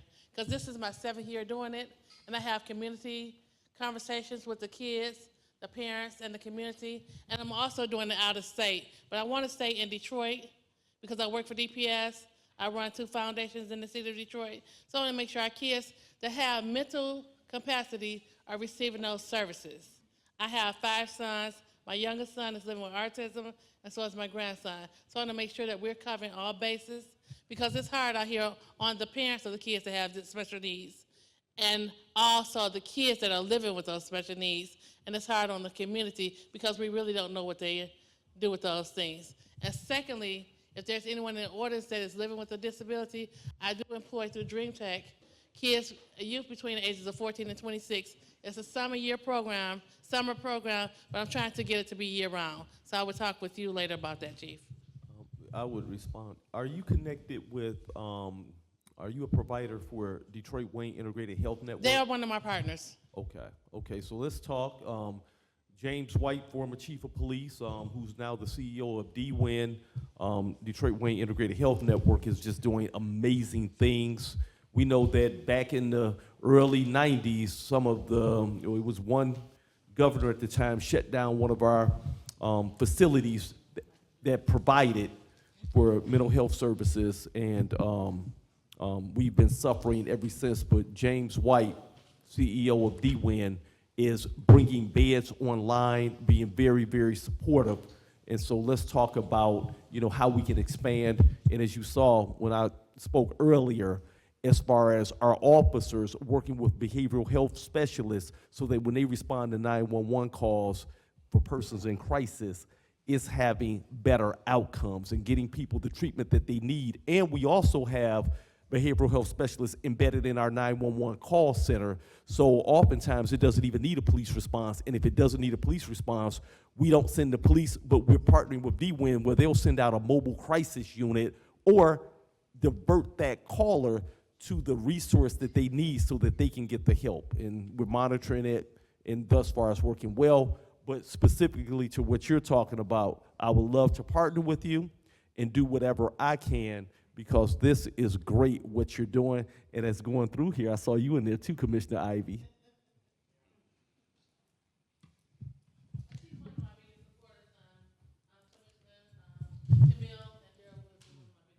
Well, I'm gonna be one of your biggest supporters too. So I want my picture in my face, and that I'm feeling envious. I'm jealous. Okay, so we go.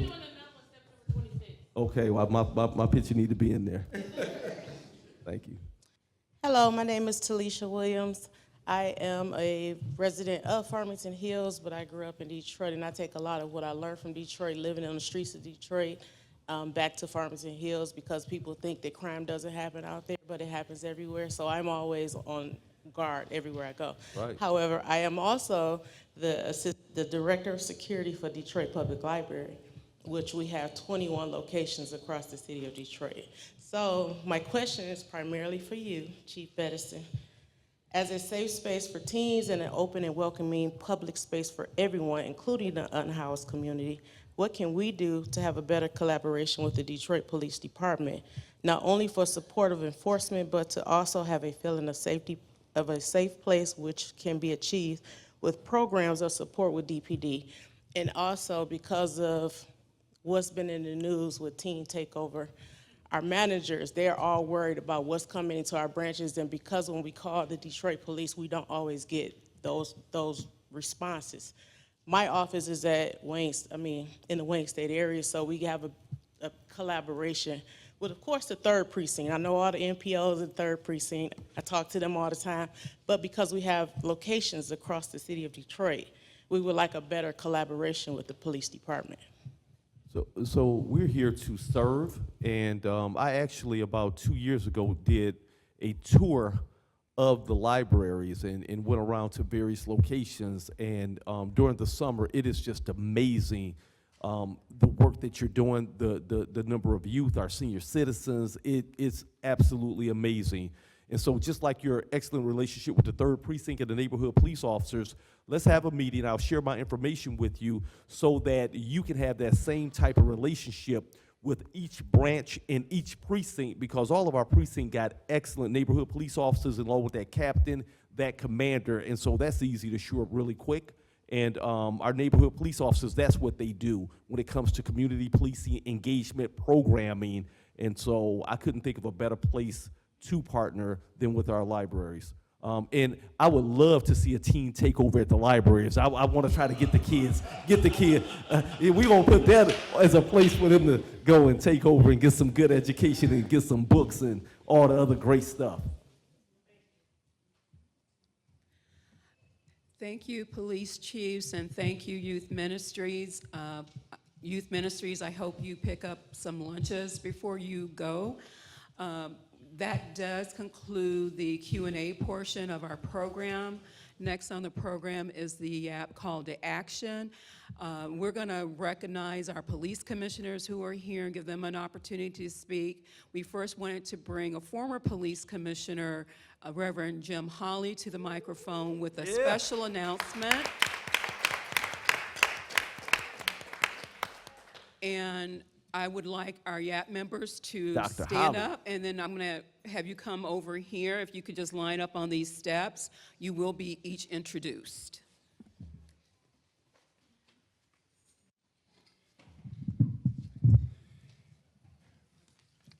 Good afternoon. Good afternoon. Good afternoon. Good afternoon. I thank you so much for these 2 minutes that you're giving me, and sending it to the police commissioners, and sending it to the youth advisory panel, and to the, I think, protocol has been established for the chiefs. What a wonderful afternoon. What a wonderful afternoon. Would you give them another big hand?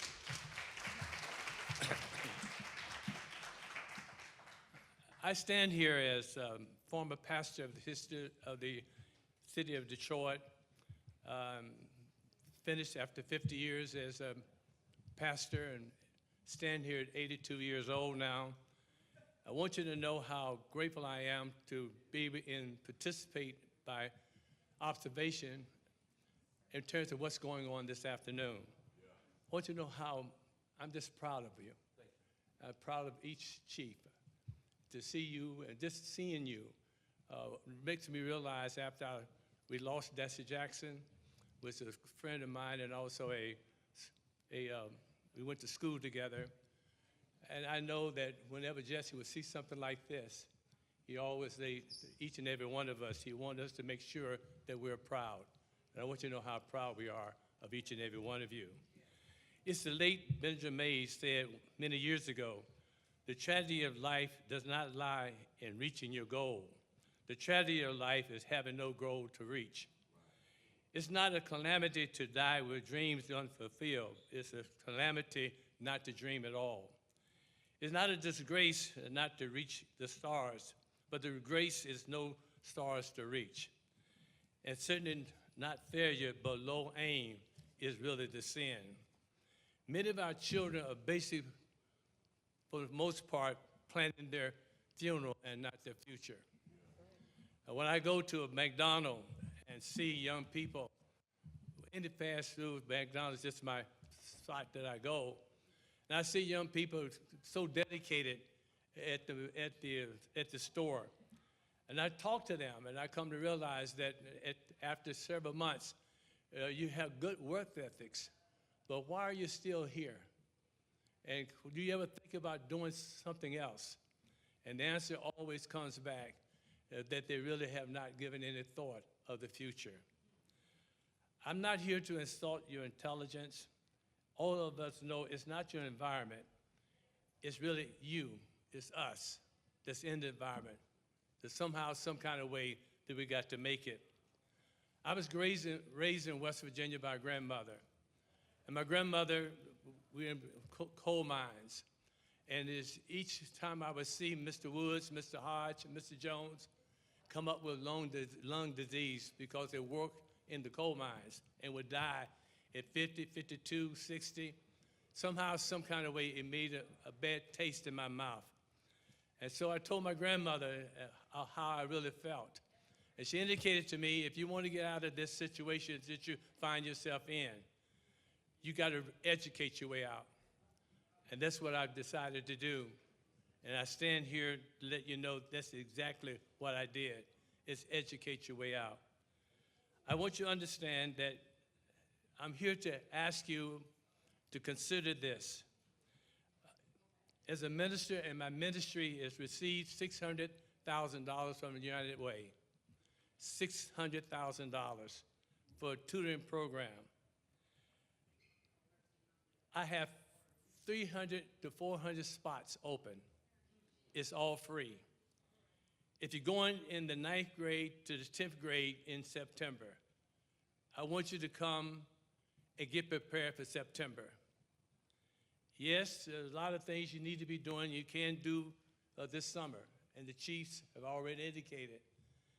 But also I want you to understand that when you see that we have a Canadian female, a United States representative, not only in terms of the male, but also African American that went beyond the stars, beyond the moon, and came back. It tells you if you're not careful, we're going to be left behind. Got to understand what's happening in this country. I want you to understand that if you would please, because you attended this, if you attended this conference today, and you know someone that's in the 10th or the 9th or 10th grade. I'm coming from a stroke, so I apologize for my speech. But in the 9th and 10th grade in September, if you mention this conference and you decided to be in this program, I want to offer you a stipend of $50. If you bring somebody with you, 9th or the 10th grade, I will give you a bounty of $25. I want to make sure that somehow, some kind of way, that it's not much, but more than I want you to know how grateful I am to have an opportunity to make a difference in your life. It starts in June 22nd to July the 24th. I want to get you ready. We have AI, artificial intelligence, robots, everything that basically I want you to be exposed to. One of the things that I really love about God is that God has exposed me to so much. And exposure means so much. When I came here in 1969, so many kids didn't even go from the east side to the west side. Couldn't get from the west side to Southfield. Southfield on out. I want you to understand, my sisters and brothers, if you would please, and I thank Ms. Fossum for allowing me, just to be able to let you know what we're trying to do. You say you don't have anything to do this summer? I got something for you to do if you're in the 9th or the 10th grade going in this fall. I want you to understand again, I have flyers out there on the table. I want you to be at the Constantine Light Center right in the city of Detroit. You can't miss it, right on Woodward Avenue, and working with Detroit Public School System as well. So I just want to thank you so much, and certainly this is one young man that I started a charter school about 25 years ago, Detroit Academy of Arts and Sciences, and when I come and see people graduated from all over the country and come back after year and see this young man in the 12th grade, it makes me very proud that something you've done made a difference. All I'm trying to do as an old man this summer is just try to make a difference for 400 kids. You will never be the same. If you give a perfect attendance in these 5 weeks, perfect attendance, I want to take you, 100 of you, to Atlanta for the Historic Black College Tour. I grew up at Tennessee, I went to Tennessee State. I know the difference, what it makes when you go to a historical black college. So I want to give you also a free ride to the Historical Black College this summer before you go in September, but also this is free in terms of this tutoring. Just getting you ready for September. And I want you to know, I guarantee you, if you're not serious, don't call me. If you're not serious, don't call me. I want serious parents, serious students who really want to make a difference in their life. And I feel like we got so many who want to do just that. So I ask if you would please, I have the flyers there, the numbers are there, and I want to thank you so much, Chief, all the chiefs. You make me so proud.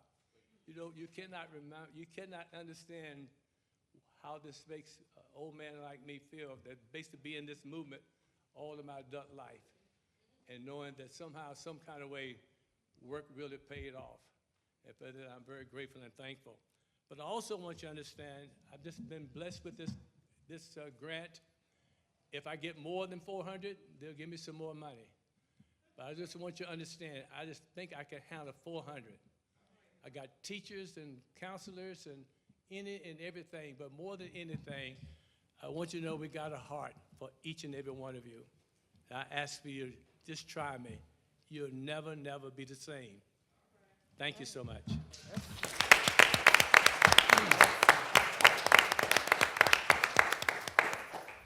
We've been challenged to fill those 400 seats and to give him some extra, spend all that $600,000 and get those stipends. YAP members who get your stipends, you know what that means.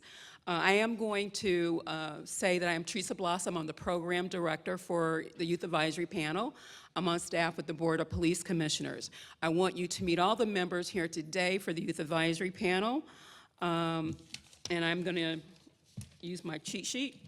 We've got Wilkins, Ashley Jennings, Christopher Plummer, Valerie Ortez Sanchez, Netta Aga, Mr. Kendon.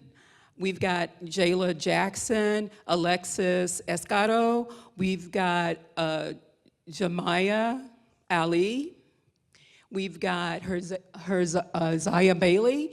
Okay, and we've got someone in shadow, Jeremiah T. Williams, because we have a few Williams, and we had a couple of Jeremiahs, and we've got Jaden Allen. Those are the ones here today. We have some competing in a track meet, and we have a couple on college tour, because YAP members will tell you, I always say education first, education last, education, education. So give these young people a round of applause for everything they've done today.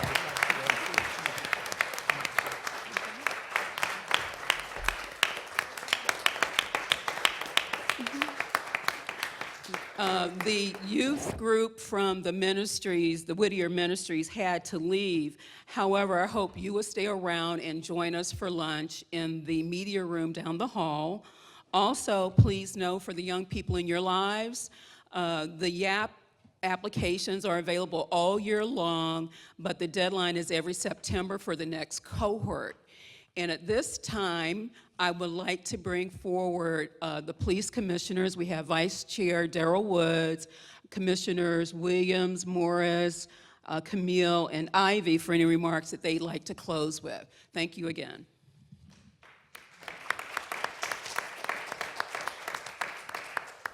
What a phenomenal opportunity to be able to pour into the lives of our young people, and you young people are phenomenal. I've been rocking with him for several years now. Definitely want to be able to say, you guys keep on saying police chiefs and police chiefs. You got to say the director and the police chief. The director of the state police is the highest law enforcement official in the state of Michigan. And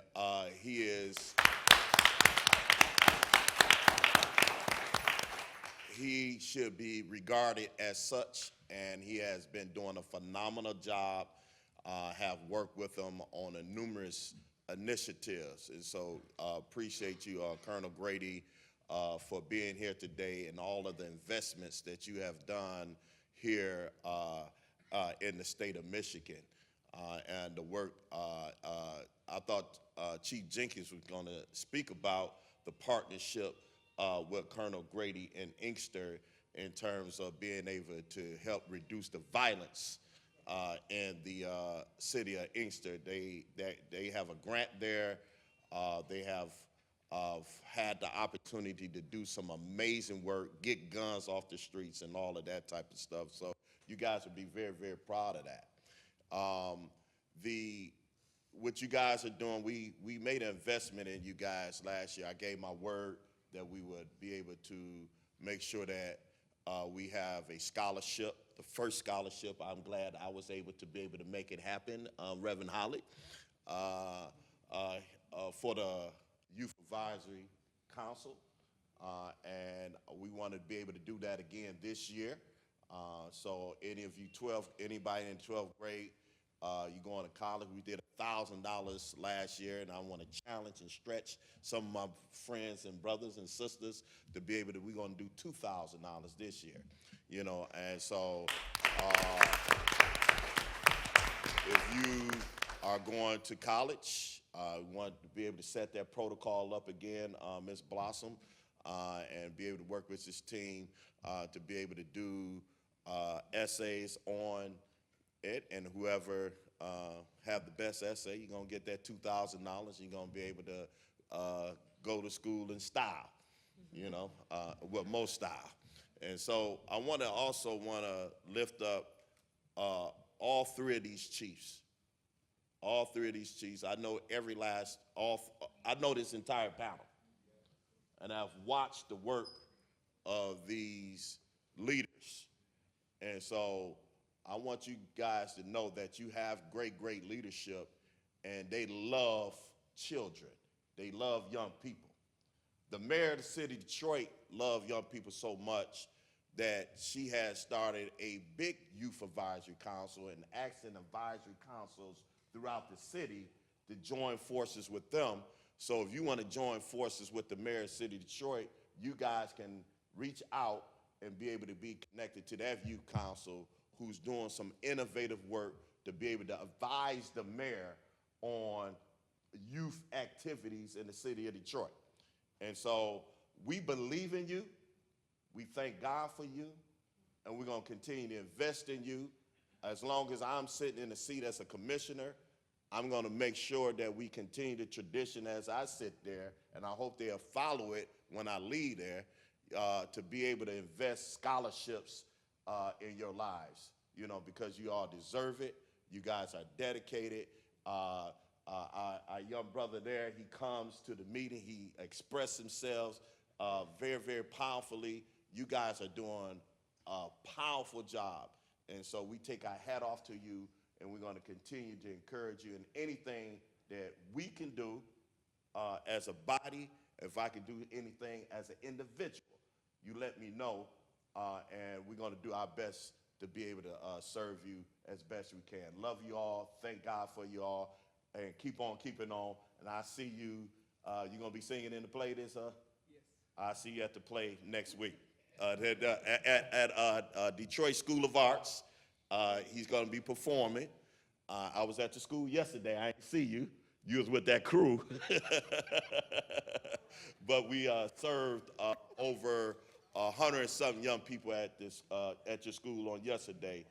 But I'll see you next week. And so support them in what they're doing. Thank you, Vice Chair. I did just want to mention, because Vice Chair Woods mentioned the Mayor's Council, the coordinator is actually a Youth Advisory Panel member, the original group member, and Angelica Williams. Chief Barron and Angelica did an interview on TV, on the television station on Thursday. Angelica is coordinating, and our own Alexis Escato is a member. So YAP is very much hand in hand with what the mayor is doing. Thank you so much, YAP members, for always taking your voices into every arena. We do appreciate that. Commissioner Ivey, followed by Commissioner Williams and Commissioner Camille, have a few words, and then we'll join you for lunch down the hall. Thank you.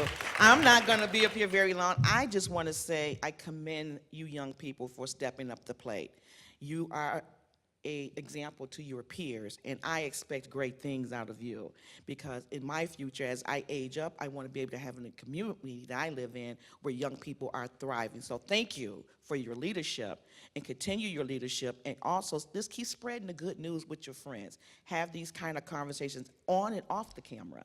So, and thank you to the community that came out to support these young people. My name is Henrietta Ivey. I am the Commissioner of District 1, and I want to say thank you for putting on this amazing forum for our young people. Thank you to the amazing panel of leaderships, Chief Bedison, Chief Jenkins, Chief Barron, and Colonel Grandy. Thank you guys, and I'm not going to hold you long, but thank you for all the great work. We look forward to working with you more. Thank you, community, for supporting our young people, and let's just keep this good news spreading throughout the community. It gives me solace to know that my future is bright, and to see the future of the bright young people as well.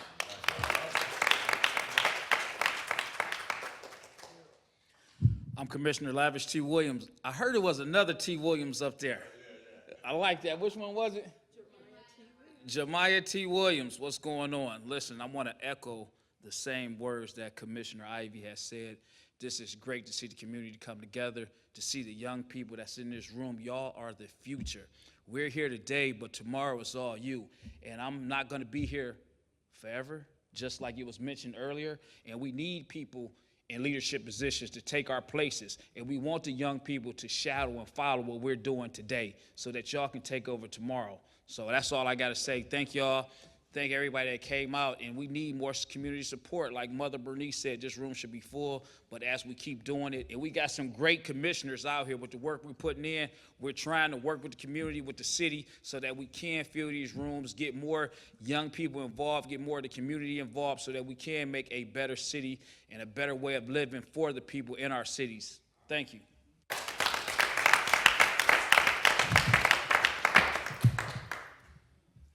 Hello, everyone. It's afternoon now, right? Good afternoon, everyone. Thank you so much for coming out to support these young people. Thank you to the leadership that we have here on the panel. Definitely appreciate your service to our communities. And to Youth Advisory Panel, Thank you for standing up and representing the youth to participate in civilian oversight. It is a very critical role. It can also be framed as community control of police. And it's what we need because it's a small but very important component in the larger responsibility that we have to create community safety, which is all of our responsibility. What I want you to understand is that civilian oversight is not just a local challenge, it's a national challenge. Because, you know, we talk about the Detroit Police Department, we talk about Inkster and Southfield, but these police departments do not operate in silos. They are part of a national law enforcement ecosystem. And so if we are going to have effective civilian oversight at the local level, we have a very broader challenge across our country. And so I want you to understand how heavy the responsibility is for this Board of Police Commissioners and how heavy the responsibility is for you. And we know you are up to the challenge. We appreciate you for continuing to be a voice, and we are here for you. Thank you for continuing to do the great work.